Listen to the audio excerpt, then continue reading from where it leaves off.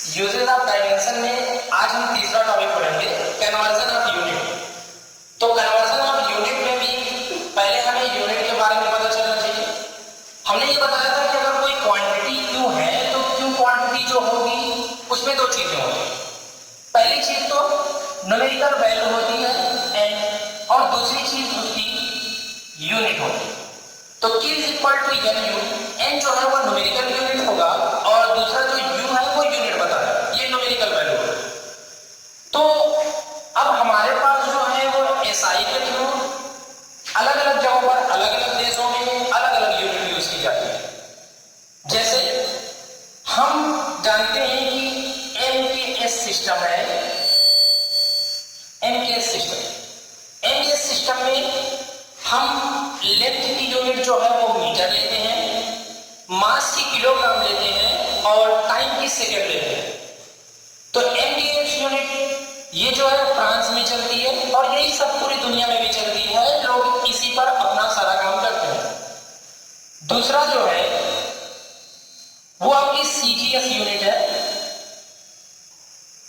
इसमें लेंथ के लिए हम सेंटीमीटर की यूज करेंगे और मास के लिए ग्राम, जबकि टाइम के लिए सेकंड यूज करेंगे।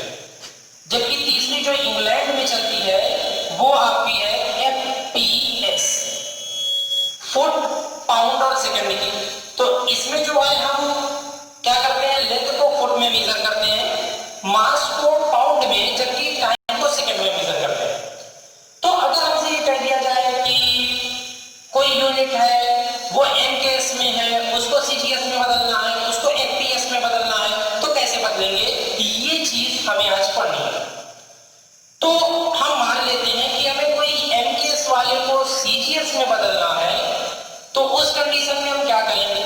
पहले तो हमें ये दिखाया गया कि एमकेएस यूनिट में एक मीटर जो है वो सीजीएस में 100 सेंटीमीटर के बराबर होता है। ऐसे ही 1 किलोग्राम 1000 ग्राम के बराबर होता है और सेकंड में दोनों बराबर है, तो इसके लिए हमें ज्यादा कुछ लेना देना नहीं है, तो हम इन्हीं दोनों से काम चलाते हैं। अब हमने जैसे कह दिया कि फोर्स की यूनिट जो है वो न्यूटन है।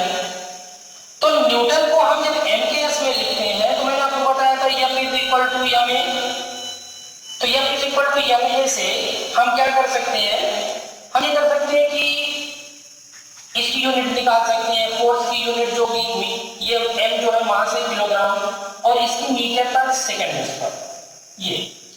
अब आपसे कहते हैं कि इसी को सीजीएस में बताइए, तो सीजीएस में ये कितनी होगी, कितने के बराबर होगी।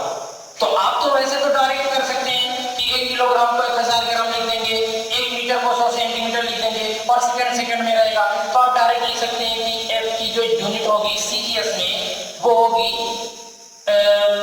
1000 ग्राम, 1 मीटर को 100 सेंटीमीटर लिख दिया।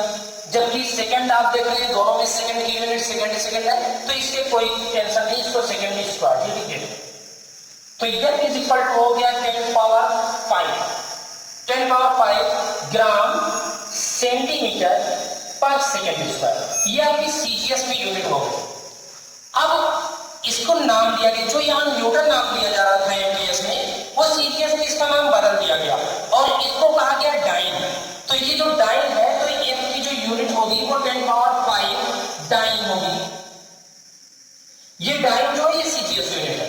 तो इस तरीके से आप यूनिट का कन्वर्जन कर सकते हैं। अगर आप चाहें तो डायमेंशन एनालिसिस से भी इसको देख सकते हैं। तो डायमेंशन एनालिसिस से मैं क्या करता हूं, डायमेंशन एनालिसिस से मैं मान लेता हूं कि पहले ये जो क्यू है, पहले जो क्वांटिटी थी वही बाद में भी क्वांटिटी होगी, मैंने चेंज कर दिया बस यूनिट को, लेकिन क्वांटिटी तो चेंज नहीं है। अगर मैं 1 किलो को लिख रहा हूं तो 1 किलोग्राम को 1000 ग्राम लिख रहा हूं, तो वो वैल्यू तो वही है, बस यूनिट चेंज कर रहा हूं। तो यूनिट जब चेंज करूंगा तो न्यूमेरिकल वैल्यू, यूनिट चेंज होने से न्यूमेरिकल वैल्यू चेंज होगी। तो n1 u1 is equal to n2 u2 ये होगी। तो अब ये यूनिट और ये यूनिट दोनों अलग अलग है। ये n1, इसकी न्यूमेरिकल वैल्यू n1, और पहले यूनिट जो थी वो एमकेएस में थी, तो एमकेएस के लिए यूनिट की जो डायमेंशन है वो कितनी है, इसकी तो हो जाएगी फोर्स है तो ml2 mlt minus 2 is equal, ऐसे ही ये हो जाएगा m2 और ये भी हो जाएगा mlt माइनस, इस तरीके से। अब इन दोनों में रिलेशन दिखा करके, क्योंकि अगर ये सीजीएस में लिया हूं, ये सीजीएस में लिया हूं, ये एमजीएस में लिया हूं, तो उस कंडीशन में इसमें मैं m को, इसकी यूनिट किलोग्राम है तो एक m को 1000 ग्राम लिख सकता हूं, एक मीटर को 100 सेंटीमीटर लिख सकता हूं। तो उसी तरीके से मैं इस रिलेशन में रख करके फिर वही वैल्यू लेकर आऊंगा, तब भी वही आप 1000 लिखेंगे और ये 1000 लिखेंगे और 100 लिखेंगे, मल्टीप्लाई करेंगे तो 10,005 की आता है। तो ये आपका जो है ये तो डायमेंशन एनालिसिस है, लेकिन ये बेस्ट है क्योंकि आपको क्वेश्चन निकालना है वहां से, तो आप यहां से आराम से क्वेश्चन निकाल सकते हैं। बस आपको ये मालूम होना चाहिए कि ये 1 मीटर कितने सेंटीमीटर के बराबर है, वो किलोग्राम कितने ग्राम के बराबर है। तो इस तरीके से हम डायमेंशन एनालिसिस की सहायता से भी हम कन्वर्जन कर सकते हैं यूनिट का, लेकिन बेस्ट आपके लिए ये पड़ेगा कि आप डायरेक्ट इसका कन्वर्जन करें, क्योंकि आपको छोटे क्लासों से यही बताया गया। अब हम पढ़ेंगे मेजरमेंट ऑफ लॉन्ग डिस्टेंसेस, लंबी दूरी को कैसे मापा जाए।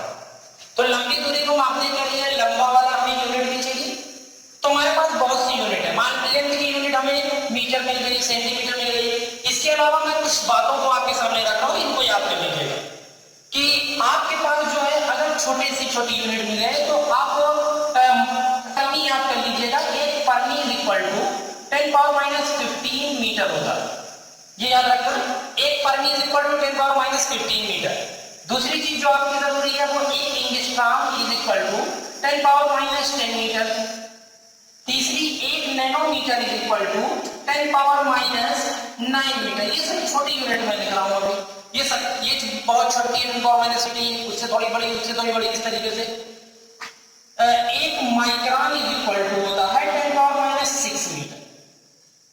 और उसके बाद मिलीमीटर तो आप जानते हैं, मिलीमीटर सेंटीमीटर। अब बड़े पे आते हैं, बड़े में जो है वो आपका एक लाइट ईयर है, एक लाइट ईयर।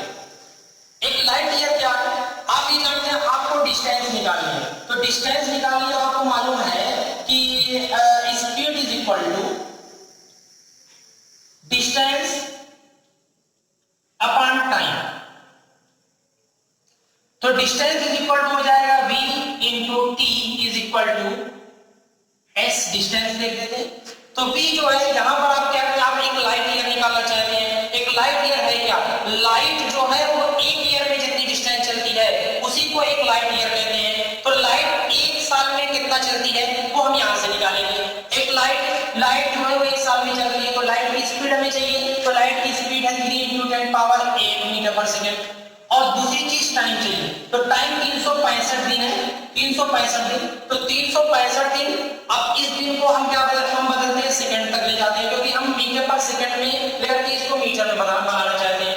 तो इसको जब हम बनाएंगे तो 365 दिन, 365 दिन में कितना, एक दिन में 24 घंटा, 60 मिनट और 60 सेकंड। इस तरीके से मल्टीप्लाई करने पर 9.461 गुणे 10⁻15 ऐसा कुछ, लगभग 10,16 के करीब आता है। तो एक लाइट ईयर बराबर लगभग 10,16 आप लिख सकते हैं।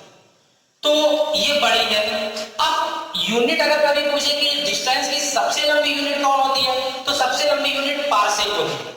पारसेक याद रखना कि अगर डिस्टेंस हमें मेजर करनी हो तो सबसे लंबी यूनिट पारसेक ली जाएगी, और पारसेक भी जो है वो 10,16 करीब होती है। तो ये हम अब लॉन्ग डिस्टेंस मेजर कैसे करेंगे, ये बात हम देखते हैं।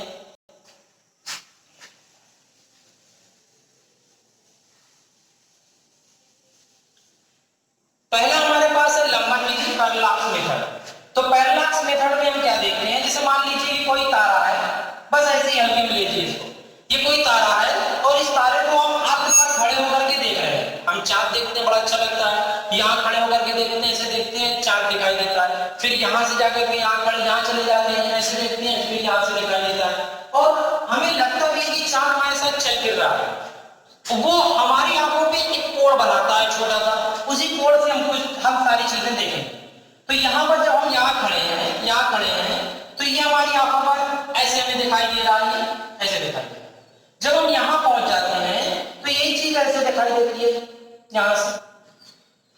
तो अब ये मान लेते हैं कि ये कोई कोण हमें बनाना है थीटा, ये हमें डिस्टेंस बताने के लिए कितनी दूर है। तो ये डिस्टेंस बताने के लिए हम क्या करते हैं कि यहाँ से यहाँ की डिस्टेंस अगर हमें मालूम हो जाए, ये मान लीजिए कि ये डिस्टेंस s, तो हमें ये बताना है कि ये कितनी होगी, ये वाली डिस्टेंस कितनी होगी, यही बताना। जब पृथ्वी से उस तारे की डिस्टेंस कितनी होगी ये हमें जानना है। क्योंकि ये डिस्टेंस बहुत बड़ी है और ये एंगल जब रहेगा तो बड़ी, अगर ये रेडियस बड़ी हो गई तो एंगल ये जो होगा ये एंगल छोटा बनेगा हमारी आंखों पर। तो ये angle theta is equal to कितना होगा, कोण बराबर होता है चाप बटे त्रिज्या। तो चाप हो गया s और बटे त्रिज्या हो गई ये r। अब चूंकि डिस्टेंस बहुत लंबी है तो ये वाली और ये वाली लगभग बराबर होगी, तो s अपान r। तो r हमें r निकालना है, तो r is equal to s by theta. यहां से हम लंबी डिस्टेंस निकाल सकते हैं। अगर हमें कोई तारे की डिस्टेंस बतानी हो तो हम इससे बता सकते हैं। वो एंगल हमें मालूम होना चाहिए, वो भी रेडियन में। तो रेडियन में अगर एंगल मालूम हो गया तो हम ये डिस्टेंस आराम से निकाल सकते हैं। एंगल के लिए बता दूं कि 180 डिग्री में पाई रेडियन होता है, पाई रेडियन। तो 1 डिग्री में पाई बटे 180 रेडियन होता है। तो ये बात आप याद रखिएगा, यहां से आप रेडियन में बदल करके आप आराम से निकाल सकते हैं। ये तो हो गया एक मेथड। अब दूसरा मेथड भी लंबी डिस्टेंस के लिए है, इको मेथड।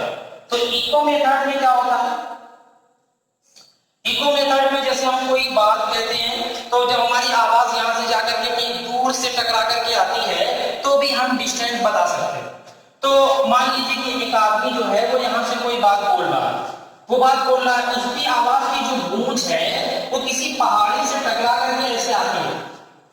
तो हमें पहाड़ी और इस आदमी के बीच की अगर डिस्टेंस निकालनी हो तो कैसे निकालेंगे, हमें इसकी आवाज की स्पीड मालूम होनी चाहिए। मान लीजिए v स्पीड है और हम जब बोले हैं और हमें सुनाई दे रहा है, तो मान लो टाइम t लग रहा है, t टाइम जा रही है आवाज और आ रही है, सुनाई दे रही है, तो टाइम t लग रहा है। तो उस हिसाब से अगर यहां देखें तो स्पीड इज इक्वल टू होगा डिस्टेंस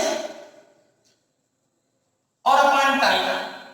तो v is equal to distance देखो, अगर s है, डिस्टेंस मान लेते हैं s, तो s जो है वो गई और s वापस आई, तो s plus s upon t।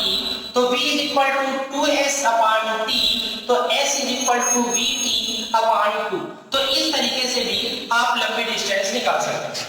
तो लंबी डिस्टेंस निकालने के लिए आपके पास दो मेथड है।